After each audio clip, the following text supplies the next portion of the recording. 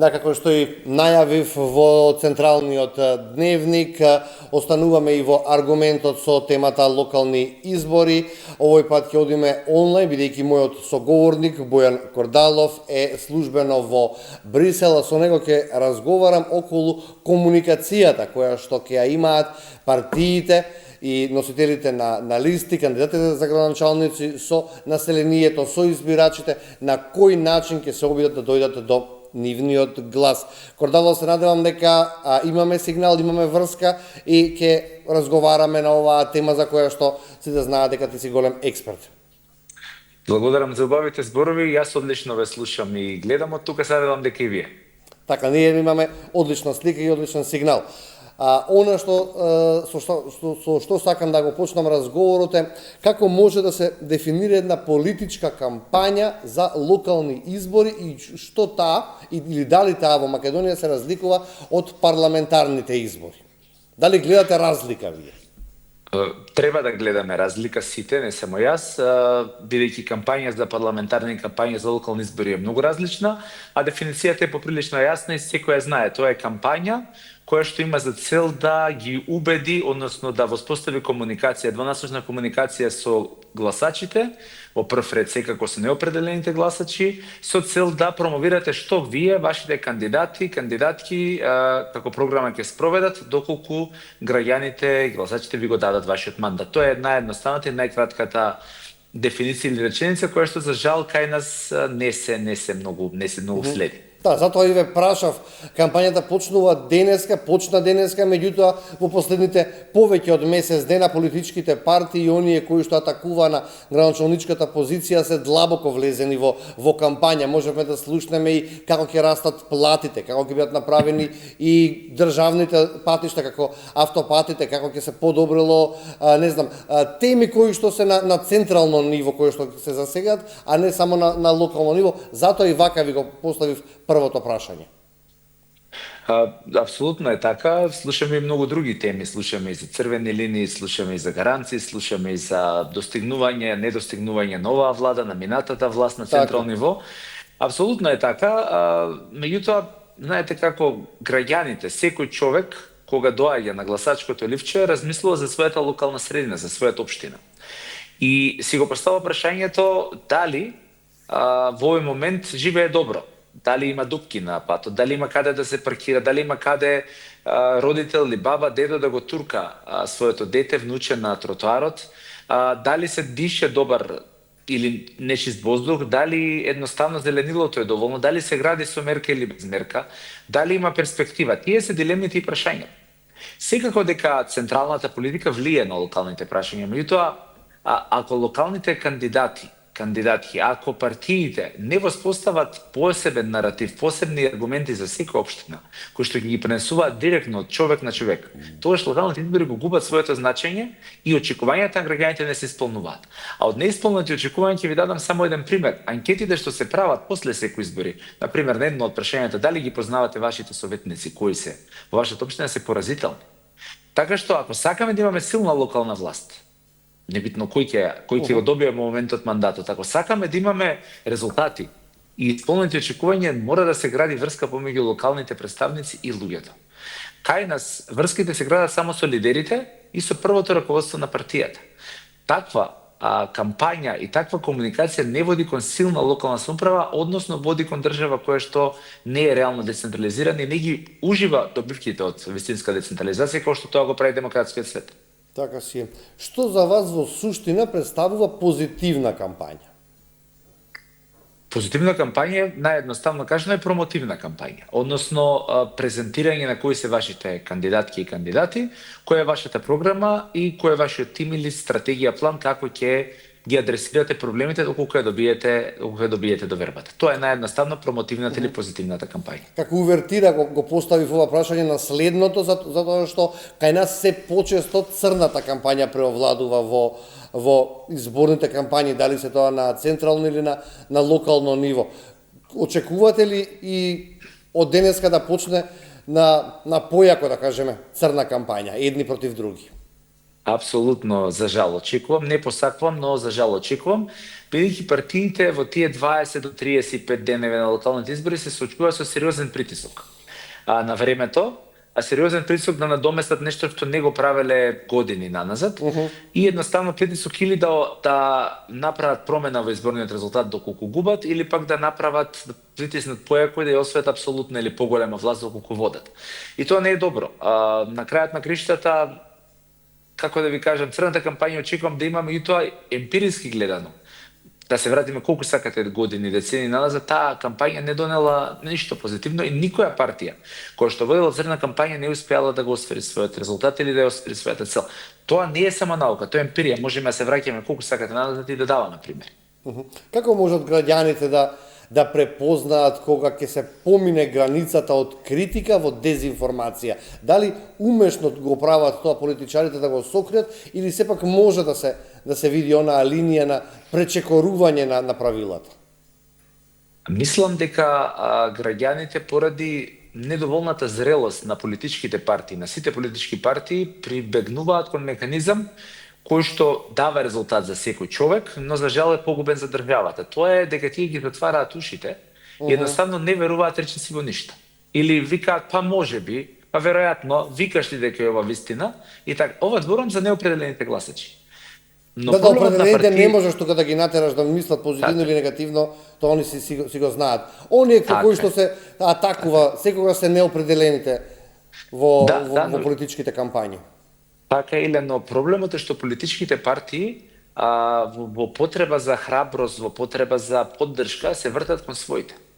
Ние затоа ги гледаме многу од овие црната кампања, вие многу често ја правите за да ги задоволите и да ги држите соединети вашето членство, вашите тврди поддржувачи. За да едноставно вие кои ќе отидете на тие големи собери или релативно големи собери, да вие тие стендапи одговори кои ги правите да ги насмеете тие луѓе. Таа порака не допре до неопределените. И токму тоа е кризата на комуникацијата на партиите во изминатите кампањи. Тие не знаат кому се обраќаат, односно немаат јасна визија и јасна цел кому се обраќаат. Тие ловат. Значи водат кампањи кои што се како во 80-ти, 90-ти, па и почеток на 2000-ти години, а времето и начинот на кој што граѓаните се информираат, медиумите ги добиваат информациите, преработуваат или имаат потреба од интеракција, е сменет неколкократно. И ние тука имаме расчекор, како и за се, како и во образованието што имаме расчекор со денешните потреби на децата, како во здравството што имаме со потребите за брза превенција и лечење, со денешното време на дигитализација, вештачка интелигенција и така натаму, исто да се случува и тука. И проблемот е голем. Значи партиите се вртат кон тврдите поддржувачи. И се срекни кога тие ќе им кажат браво, забравајќи дека како што и вие кажавте, таргетот на секој избори се токму неопределените. И тоа се таргет на сите луѓе, на сите партии, групи избирачи и така натаму. Се плашат да не ги загубат и оние кои што се за нив, така? Едно е да се плашат да не ги загубат, второ е да ги збијат редовите за да тие бидат, како се вели, да ја мултиплицираат пораката и да не можат да ги раздвојат, односно вршат заедничка пропаганда, и третото е да прикажат онаква надмоќ која што е во форма на меур, знаете. Ние имаме поддршката, што е борба со во наводници дезинформација, кога вие кажувате работи кои што не сте сигурни дека се така, но сакате да оставите впечаток како партија, како политички субјект, дека всушност вие имате моќта или вие контролирате и одредувате. Тоа се стари концепти, неспорно дека треба да ги имаме. Меѓутоа, новите концепти значат вклучување на луѓето во кампањата. Значат вклучување на граѓаните во изборот. Пазете, локални избори. Еве, земете Зрновци, земете кај сакате и поголеми центри, земете Струмица, земете Тетово. Значи можете да го обиколите секое мало. Ние кога имаме парламентарни избори, политичките партии можат и треба да отидат кај секој човек, не мора физички, меѓутоа на начинот на кој што граѓанинот сака, а камо ли за локални избори. И сега вие да се фокусирате само на централни пораки, мислејќи дека ќе направите промена, навистина не ги исполнува очекувањата. Мислам, повторно ќе кажам, искуство, емпирија, се покажува секој избори. Да беа први, да беа втори локални избори, а дури трети да беа, ќе кажете се вежбаме, ама веќе 30 и нешто години, 34 години. Одржани се, не ги пребрав нито од 96-та до денеска, сигурно повеќе од 5 или 6 колку се локални избори направени. Така што крајно е време за промена. Или ако нема промена, партиите ќе бидат принудени после овие избори кои ќе ја видат пораката од гласачите да се менуваат. Порака во што велите? Во начинот на комуникација или Порака од граѓаните или порака пораката да која што ќе испратат промените, ми мислев. Промените кои што треба да ги направат политичките партии, дали начинот на кој што се обраќаат на гласачите преку оние митинзи, додворувања или што? Иле, клучната промена е довербата. Политичките елити не веруваат во граѓаните. И верувајте ми, ова не е ниту флоскула, нити делузионистичко мислење, ова е основа. Од недовербата на политичките елити кон гласачите настанува целата оваа лоша комуникација. Вие имате, замислете една соба со 4-5 силни актери кои што го имаат во рака, имаат моќта во рака. Апаратот на принуда, како се вели тоа правно, и кои што на граѓаните викаат мораш за мене да гласаш, ако не гласаш за мене вака, не, ти немој да гласаш за овој, прави ова, слушај ме, само јас зборувам вистината. Знаете, тоа се претвара во една таква хипноза, па дури булинг би рекол врз луѓето. И тоа кој ќе го сведете комуникацијски на основата е всушност заради недовербата во граѓаните. Знаете како вие викате, абе, јас имам најдобра програма, ама не верувам дека граѓаните знаат тоа да го препознаат. И сега, втората ситуација која што имаме, кога ве гласаат, граѓаните се свесни, демократски потковани, паметни. Кога не ве гласаат, тие не се разбираат, изманипулирани се, во наводници според партиските кои се прости, така натаму. Тоа не е здрава комуникација на зрели, одговорни политички елити и партии со своите гласачи. Значи, вие може да разберете дека некогаш играте најдобро, имате најдобри адути и тие победуваат природно. Некогаш немате и тие губат. Мора да се најдете грешката. Некогаш имате најдобри, но политичките противници ваши имаат подобри од вас. Едноставно тоа е борба, тоа е надпревар, тоа е еден процес кој не случајно се обновува на секои 4 години. Односно, ако земете 3 типа на избори, малте на секоја година. И втората работа, сега што е специфично овде и не сме имале подолго време, тоа е што ми се чини дека ако нема вонредни, наредните редовни избори се за 3 години. Ако добро правам калкулација, и тоа е нов притисок на политичарите да водат црна кампања, брзи резултати, затоа што не гледаат дека ќе има реванш. Кои кај нас се применуваат, кои механизми на црна кампања најчесто се применува кај нас?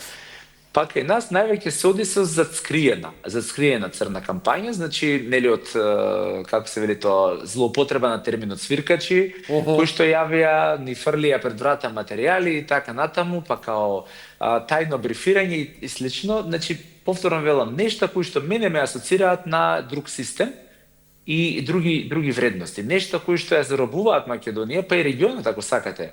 Го заробуваат наместо да се развие, наместо да ужива во слободата, мобилноста, економскиот просперитет, го едноставно ги намрштува лицата на граѓаните, ја гради недовербата во институциите, во меѓу себе. Нема среќа. Буквално нема среќа и нема доверба во државата. Кој губи? Сите губиме. Така што во најголем дел се случуваат таквите работи. Меѓутоа, мислам дека во последниве години, последниве десетина години, ние сведочиме на многу јавни црни кампањи кај што партиите не се кријат. Дали се тоа преку ТВ спотови, преку билборди, преку социјални медиуми. Значи, не е дека се кријат, едноставно покажуваат дека посегнуваат по за нив најнадофат брзото оружје, меѓутоа не знам како, не разбирам како на крајот не сваќаат дека не им носи резултат, бидејќи искуството го покажува најмалку 10 години тоа. Последниве неколку пара на избори, дали парламентарни, председателски или локалните, се почесто кампањата се води на социјалните мрежи.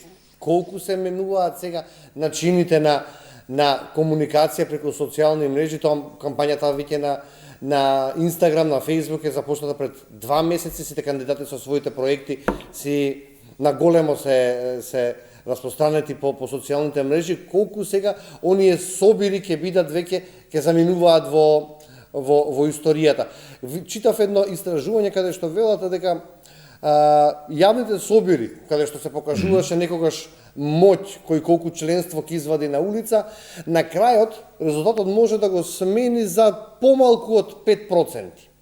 Колку овој сега начин на комуникација со гласачите може да направи подобри резултати или повисоки резултати? Значи, ајде прво да почнам од социјалните медиуми, традиционалните кампањи. Не мислам дека кај нас се води променета кампања, особено не на социјалните медиуми, заради тоа што ако вие се споредите со Европска унија, со земјите членки на ЕУ, со кампањите во САД исто така, вие не гледате некоја кампања која се случува на социјалните медиуми.